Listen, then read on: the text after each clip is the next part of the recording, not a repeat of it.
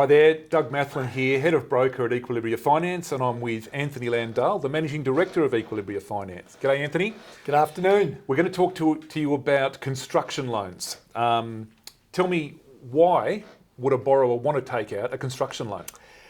Yeah, our clients will tend to come to us for construction loans when they're doing a renovation. They might be wanting to put a second story on an existing property. They might be doing a knockdown and rebuild of an existing property, or they might be buying some land to build a new home on. They're typically the reasons people will come to us for a construction loan. What's the difference between a construction loan and a normal home loan?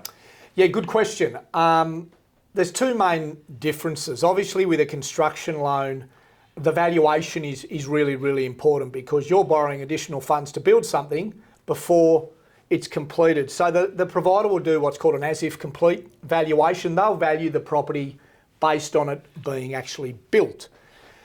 The second main difference is the actual construction loan and how it's structured is built in and around the building contract. And there's two ways of doing that. The most common is called a fixed price building contract, where the builder will present and prepare a contract that's agreed on with the client in 5 main stages, which are drawn down as the property is built with the loan.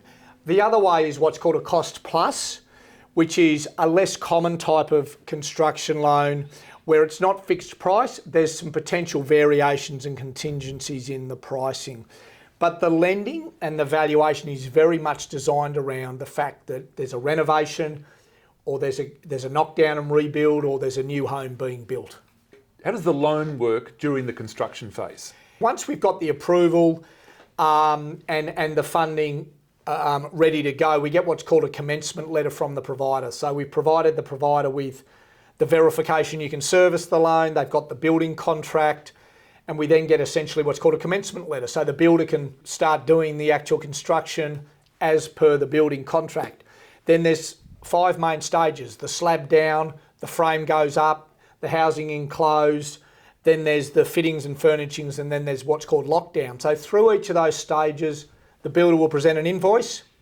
The bank essentially pays that invoice once it's been signed off by the client, and the loan's drawn up. So as the building goes up, the builder's paid and the loan's drawn up at the same time, and ultimately you end up with a home loan, very much similar to a normal home loan. It's just through that construction phase of while the building's going up. Fantastic. Thanks, Anthony. That's great information about construction loans. No worries at all.